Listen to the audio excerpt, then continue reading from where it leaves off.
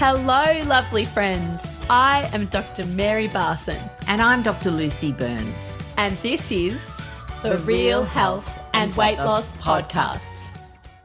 Hello, my gorgeous friends. It's Dr. Lucy here. I am by myself this week. Many of you know that Dr. Mary's been unwell.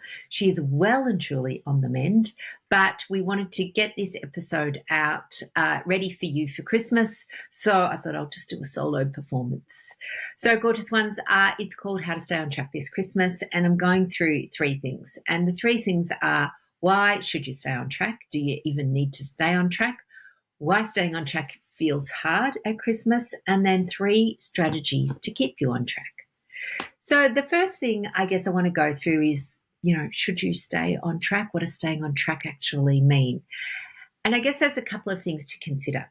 So if we're looking at Christmas Day by itself, like just one day of the year, lots of people will tell you, well, one day doesn't matter. And there's some truth in that. One day makes no difference to your life, to your health, to anything that you do, if it truly is just one day.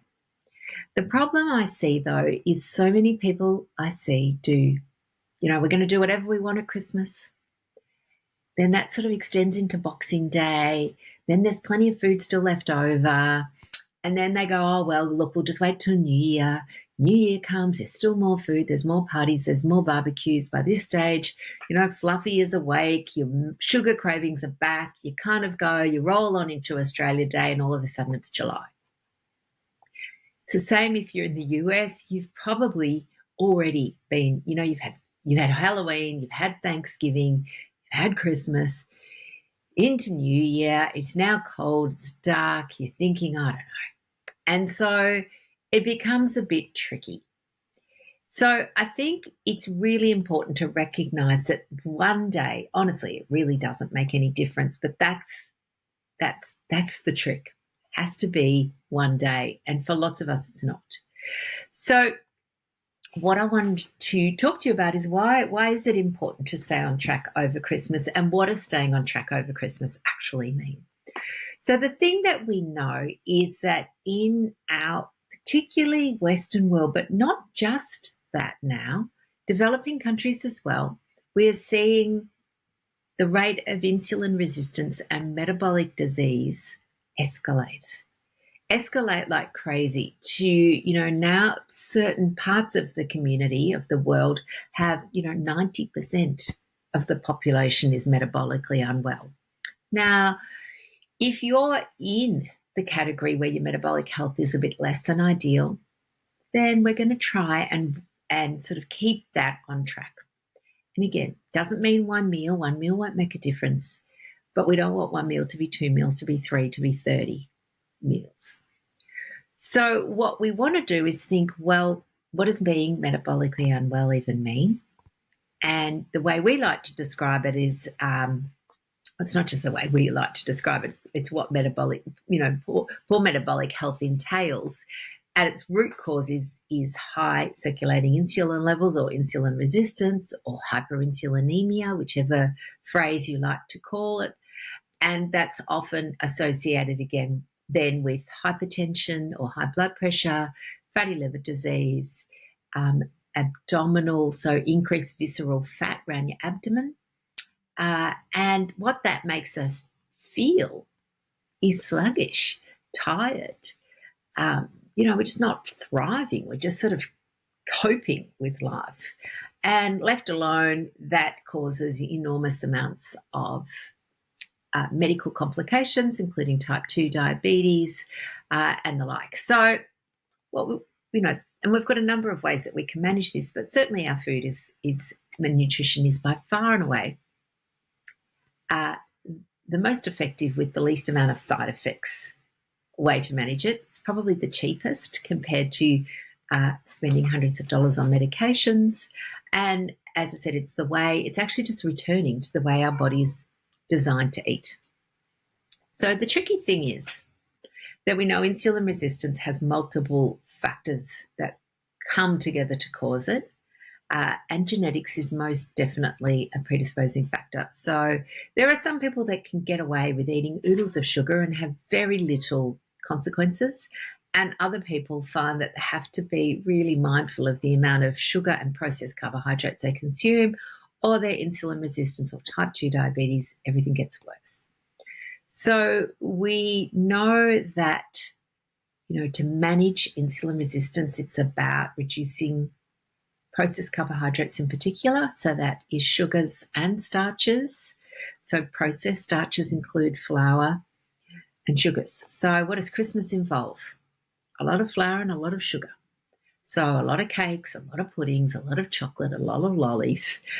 And tied with that is an enormous marketing campaign from those companies that produce those foods who stand to profit. So that's step one. Step two is that for many of us, those types of foods are tied in with our memories and associated feelings about Christmas and food. And I know for many people, Christmas, like I did a little poll the other day, and I said to people, 5 seconds, what foods do you associate with Christmas? So, outcomes, mince tarts or mince pies, depending on which part of the world you're in, Christmas pudding, Christmas cake, pavlova if you're Australian, scorched almonds, gingerbread houses, all the food that is actually available all year round, but for which our brain only comes up with it at Christmas. One of those foods in particular was shortbread.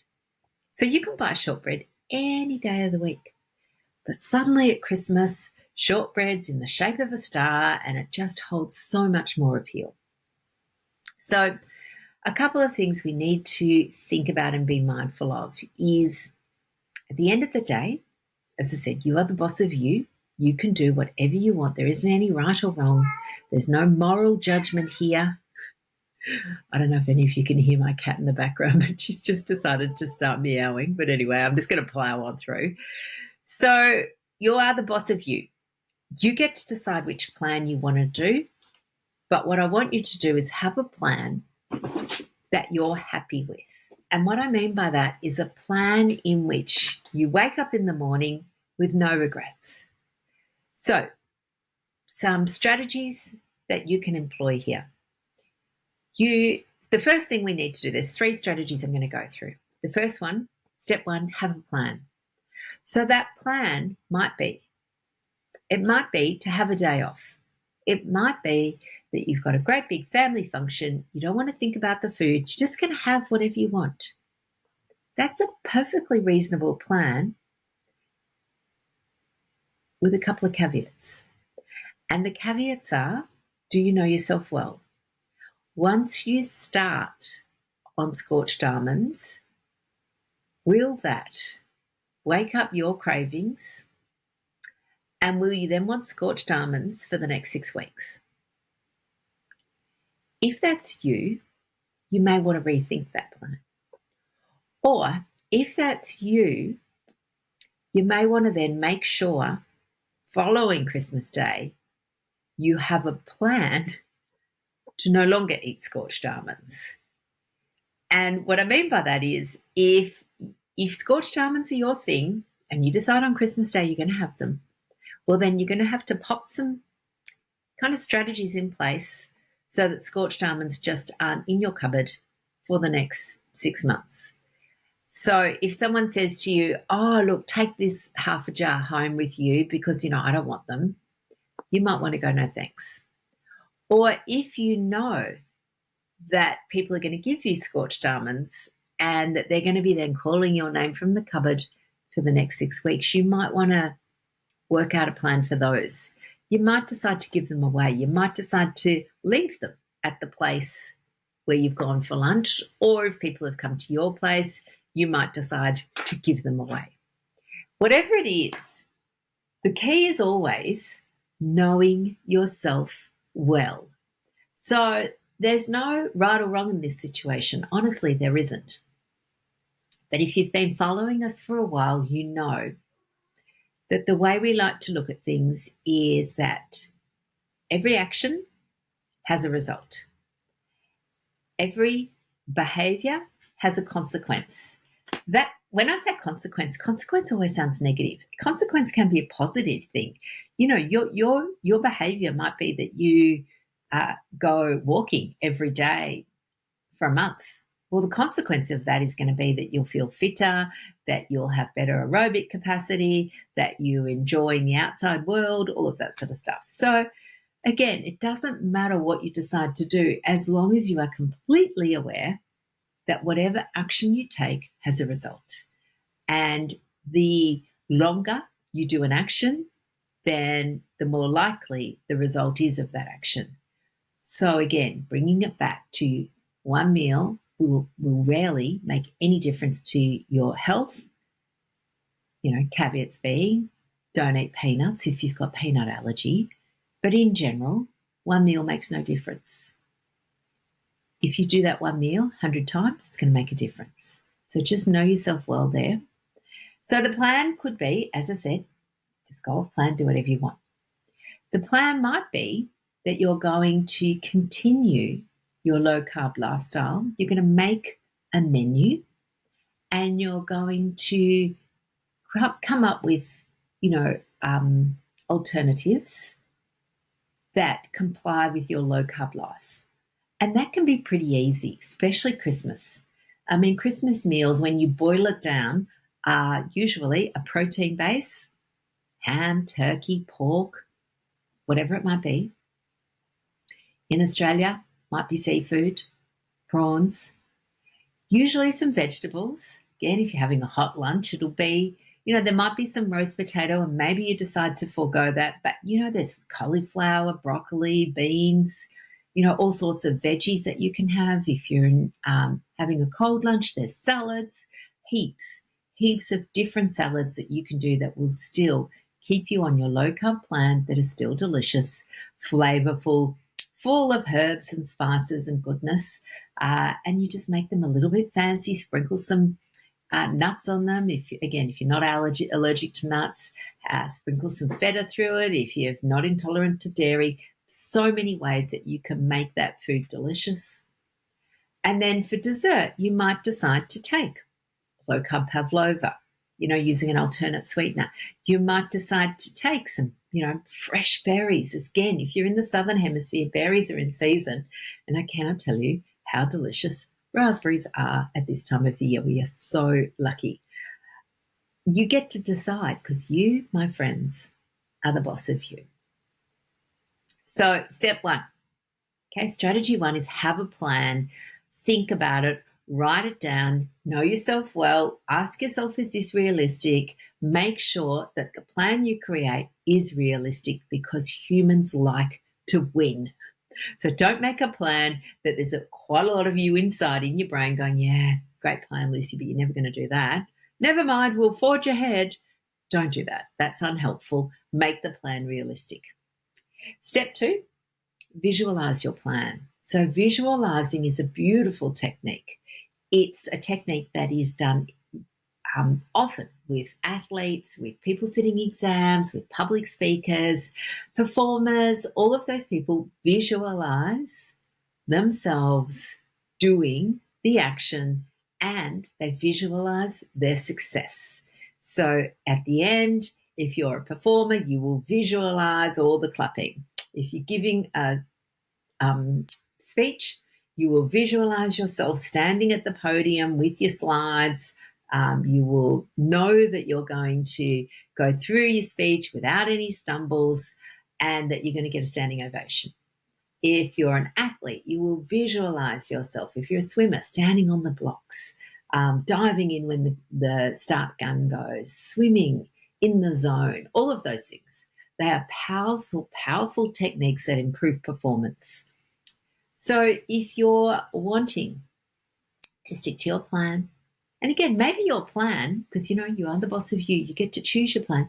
Maybe your plan actually involves no alcohol. Maybe you've decided, maybe this is your first year where you're not drinking alcohol. Well, then you visualize it. Visualize what you're going to do, how you're going to approach it. Maybe there's people there you haven't seen. Maybe there's people who are just going to hand you a glass What is your strategy for those? You just need to be prepared. So a line that I always love, my favourite line for anything is, no thanks, I don't eat that anymore, or I don't eat that. Or it might be, no thanks, I'm not drinking alcohol today. Or no thanks, I've stopped the wine. And people will ask you because they're just curious. Oh, why not? And you can just say whatever you like. But a favourite line of mine is, oh, it doesn't agree with me. And when they go, what do you mean? You just go, you don't know. You don't want to know. So it's really, really easy. You may have people that will try and convince you to eat their food, that maybe they've made a plum pudding. Maybe they say to you, oh, come on, I've made it. It's beautiful. You can just already, you've got your line planned. You've visualized it. Oh, thank you. It does. It looks amazing, but I just don't eat that anymore. It doesn't agree with me. I'm really happy for everyone else to have it. It looks incredible, but it doesn't agree with me. And they'll soon give up. They honestly will. But you just need to have a little line ready. And then the third strategy is really, again, important because particularly if you've done lots of dieting over the years, you will identify with the concept of being an all or nothing person. An all or nothing person is not actually a person. It's just a mindset. It's a mindset process that we've been taught where we feel that you have to be perfect because that's the only way it'll work. And that's why we do it. We have this absolute belief that it has to be perfect. That's why it'll work. And then if it's not perfect, we just think, oh, bugger it, and we just do whatever we want. So we call that pressing the stuff it button. So again, let's say you've come up with your plan, you've done your visualizing, and somehow it's not all quite going to plan. It doesn't mean that you need to press the stuff it button and then eat everything, hoover down the whole table. You don't need to suddenly eat 6 mince tarts to get rid of them. You don't need to suddenly be wolfing down everything till you feel sick in the stomach so that you can start again tomorrow. I love the idea that we can just come in with a little bit of mind management around damage control. Basically, you can just say, interesting, isn't it, that I had a couple of almonds, scorched almonds. Yeah, okay, they were nice, but I don't want to do any more. I'm just going to put them away and I'm just going to continue straight back on my plan. So you can just regroup. And a really great way, and this sounds a little bit weird, but a really great way to do this is if you find yourself sort of standing at a table or you're hovering or you just you can feel yourself starting to sort of wolf down a few things, you should take a little mini break and maybe you go to the bathroom and you just regroup. And you just regroup with yourself and you can do a little breath work exercise, little mindset exercise, and you can just talk to yourself kindly and you just go, okay, this is not how I planned the day. This is how I'd like the day to look, and this is what we're going to do. And it's just like having a little chat to yourself. It does two things by going to the bathroom. One, it just moves you away from all the cues being food products, or the food thing, or it might be a person, again, who's shoveling food in your face that you don't want to eat. That's fine. So you just toddle into the bathroom, take a little mini break, take a few breaths, and then regroup and go and grab a glass of water and then move away from wherever it was that you were. Again, this is it. And again, what I want you to really be mindful of is that you can still enjoy your Christmas meal. You can still enjoy your Christmas period because their food that is available is wonderful, beautiful, nourishing. As I said, protein, chicken, ham, turkey, pork, whatever it is, prawns, amazing food, still delicious, still fills you up, still makes you feel part of it, but just doesn't take you off your path. And as I said, if you do find that you have wandered off into the wilderness, You don't need to beat yourself up over it. You don't need to carry on. You don't need to, self-destruct. You don't need to go and wolf down everything. You just recommit, regroup. Not the next day, but the next minute. And I cannot tell you, for me, that has been like the biggest revelation, because I used to always go, oh, well, God, I've stuffed it now. I'll eat everything I can. And because I'm going to start again tomorrow, I'm going to be perfect tomorrow. And it just made for like a binge that day, which would make me feel sick. Then I'd wake up in the morning feeling terrible, feel a bit guilty. And then there'd be one little thing that had come past and my eyes would be on stalks. And I think, oh, yeah, have that today and just start again tomorrow. And this would go on for weeks. It's unhelpful, unpleasant, doesn't make you feel good. So, lovelies, that's what I would love you to do. Okay, you've got your 3 strategies. You're going to make a plan. Whatever that plan is, doesn't matter. It's your plan. You're going to visualize your plan. You're going to think about it. You're going to visualize how you're going to approach people, who bring food that maybe you don't want to eat. Remembering eating is not a team sport. It's an individual pursuit. You are the boss of you, and you are allowed to advocate for yourself. If you don't want to eat a particular food product, you don't have to. And you're going to recognize perfectionism and pressing the stuff it button. You're going to try your best not to do that. And if you do find that you've sort of popped down that pathway where you're starting to eat everything in sight, you're just going to take a break, go to the bathroom, regroup, take a few deep breaths, have a little chat with yourself, come out, move away from the table or wherever it is that you are, and start right there and then. It'll be wonderful. Gorgeous ones, there is no need to fear Christmas. There is absolutely no need to fear it. It can still be fun. You can still have a great time with those simple strategies. And I wish you and your family all the very, very best. And next week, Dr. Mary has a great episode. She's interviewing one of our colleagues who's in the wellness world with some steps. I was about to say some tricks and tips, and somehow steps popped in. Some strategies on stress management. So, my lovely friends, have a wonderful, wonderful week, and I will catch up with you very soon. Ho, ho, ho! The information shared on the Real Health and Weight Loss podcast, including show notes and links, provides general information only. It is not a substitute, nor is it intended to provide individualized medical advice, diagnosis, or treatment, nor can it be construed as such. Please consult your doctor for any medical concerns.